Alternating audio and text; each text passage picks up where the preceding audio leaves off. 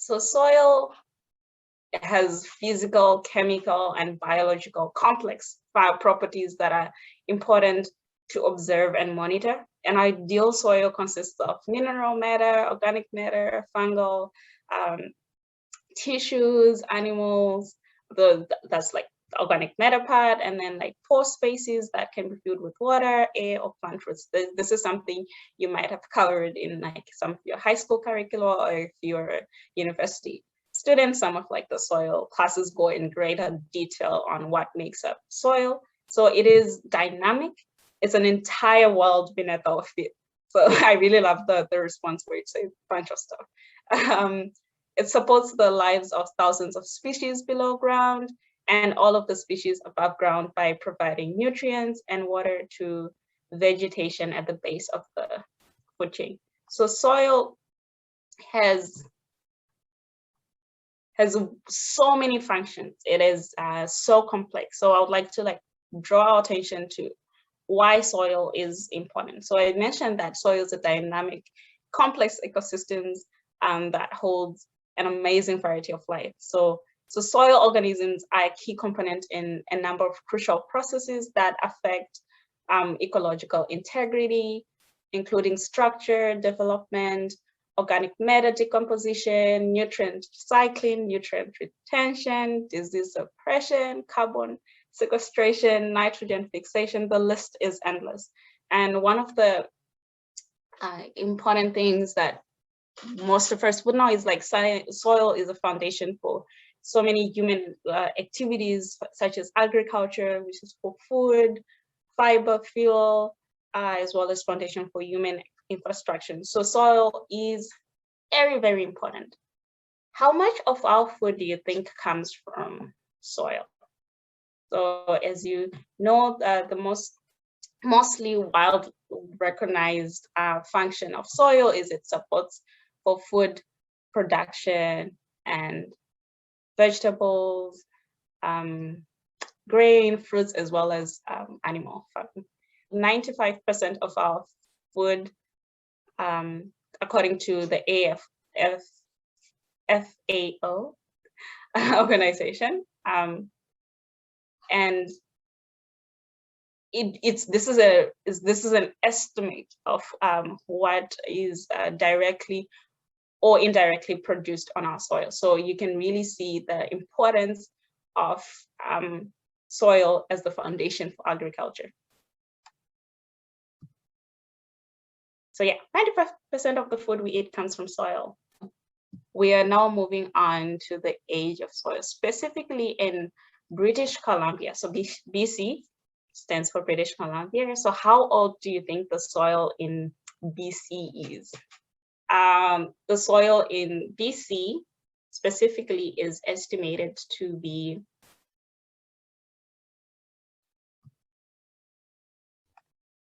10,000 years old. So which is considered very, very young in terms of soil. So soils in other parts of the world are hundreds of thousands of years to millions of years old of years. So this is something you can like continue your research on and really look at on why is it only 10,000 years old, but something interesting for you to note. So is soil renewable or non-renewable? Soil is considered not renewable, and I'll go into detail why it's considered a non-renewable resource, because you can see like 1 inch of soil, like only 1 inch of soil takes 200 to 1,000 years to form.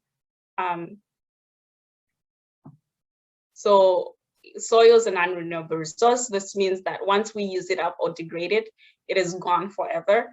New soil is constantly being formed from the rock beneath the soil, but it forms very slowly.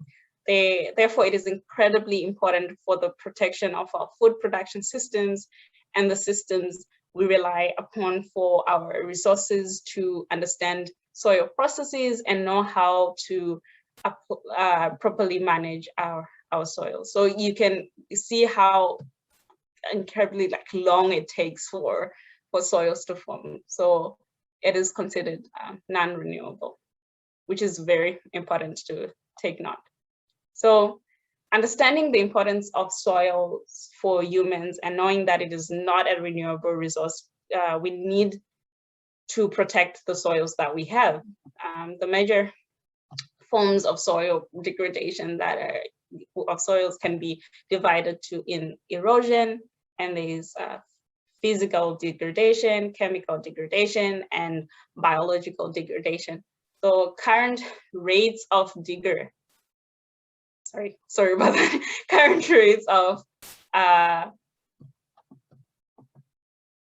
rates of soil degradation are estimated at 9 million hectares per year, which is about the same size as Ireland. So you can really see that a lot of soil is being lost through these different forms of degradations that I've mentioned. And soil erosion is considered a major source of loss of soils. It is arguably one of the most serious environmental and public health problems facing human society. And soil erosion, the definition of the term, just a brief definition, it is the detachment and transmutation of soil particles by the forces of water and wind. And each year, about 10 million hectares of cropland worldwide are lost due to soil erosion. So quite a lot. And this is soil, sadly, we cannot get back. So over the past 40 years, 30% of the world's land suitable for growing food, arable land, can no longer produce food due to erosion. And this is mostly due to poor management in agriculture and other land uses. So it is important to note that most of the soil in the world is not suitable for growing food naturally due to what it is made of. And overall soil is being lost from land areas 10 to 40 times faster than the rate of soil production, and which is escalated with climate changes expected to intensify. And this has never been a more important time to protect our soils. So the soil degradation map, this is a map, the best map that has been made on kind of like the desertification and like soil degradation around the world. And you can see like the virus distribution and how serious it is all over the world. And on the left, you can see a picture of like soil erosion from agricultural runoff. So well-maintained soils are less likely to be eroded. So it is important to note. If you look at like different, let's take a look at different textures of soil. So if we have like fine textured soil with no vegetative cover, runoff would be very cloudy, and the runoff would contain mineral fine sediments, organic matter, nutrients as well. And then like if you have fine textured soil, but it is covered with mulch could be like leaves. The runoff is moderately cloudy, and the mulch is seen to slow infiltration. It helps to slow infiltration of water and reduce the washing away of the soil. And then the fine textured soil, which is covered with growing grass, runoff is relatively clear. So we see less washing away of like soil particles and nutrients. And then coarse textured soil with no vegetative cover, you'd see like runoff has the lighter color and slightly cloudy due to coarse textured soil is seen to have like poor water retention. So coverage by vegetation, mulch, cover crops, etc., is very important to reduce erosion. So agricultural practices such as planting legumes, using crop rotation, and green manures can help reduce the loss of biodiversity and soil degradation. So take a note that soil biodiversity is jeopardized by certain cultivation and management practices in both agriculture and forestry. Practices such as deep mechanical site preparation, intense burning, intense cultivation can reduce the amount and type of habitat, as well as the number and type of host organisms within the soil, which keeps the soil healthy. So the application of pesticides and fertilizers, as well as the unintentional introduction of pollutants into the soil, reduces the integrity of the system and makes conditions unlivable for subsurface organisms and increase degradation. So it's a whole cascade of, it's important to know like the management practices, what are we doing on this land? So it's important to take note of the practices that are being done to make sure that we don't continue increasing the rate of soil degradation. So I would like us to look at the Lower Fraser Valley. So the Lower Fraser Valley is located in the south, it's a geographical area in the southwest part of British Columbia here in Canada, and it supports some of the most fertile agricultural land in Canada, and annually generates more than $1.6 billion for the province's gross farm receipts. So it's a very important geographical region, and it's very important for supporting livelihoods as well as the economy. So soil erosion is also a major issue in the Lower Fraser Valley because it tends to get a lot of rain in the winter. So the pictures on the slides show erosion on farms, including one on the far right, which is a dairy farm. You can also see like there is water, uncovered soil, a lot of erosion and like loss of like the topsoil cover. So that now that we know how important vegetation prevents erosion, we can see that erosion is an even bigger issue in the winter when we get a lot of rain and they aren't growing any food on the land because it's also too cold. So that escalates everything because the land is not covered and there's a lot of rain, which makes it easy for the water to wash it away. And the soil that erodes has to go somewhere. So it ends up running off into nearby waterways and eventually into the ocean. So the soil carries all kinds of nutrients, fertilizers, and chemicals that often cause harm to the ecosystem in the waterways. So you see that everything is interconnected, which also like harms like the marine animals, and it's a whole complex issue. Like, so we really need to like pay attention to in order to stop erosion, particularly in the Lower Fraser Valley. And this is a major issue in agriculture because the soils do not have vegetation on them part of the year, not only in the Lower Fraser Valley, but also in some areas. So, but like this does not happen, as you can see, like in forested areas and grassy fields, or like where you wouldn't see times when the soil is not covered. So as they have like vegetation cover all the time. So that's an important aspect to like learn from nature.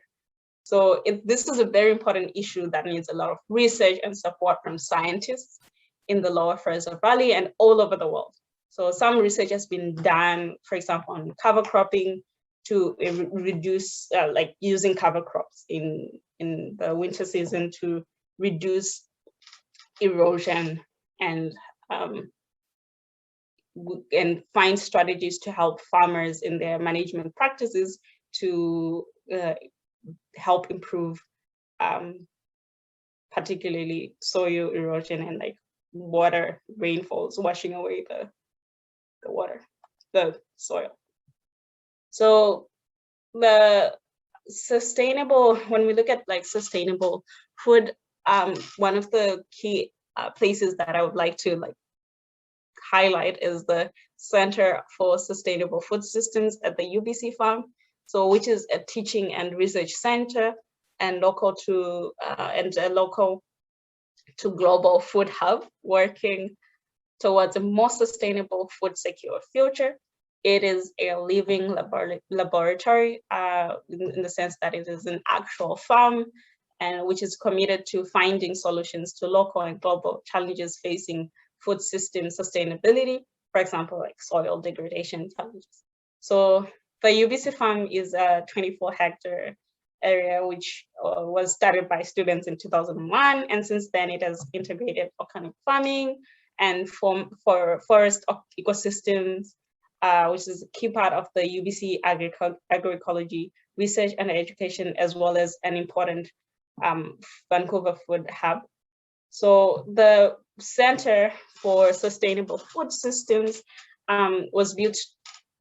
Its mission is to committed. It's a community of like researchers committed to like working together to co-create scientific knowledge and evidence-based tools and development to build a sustainable global food system.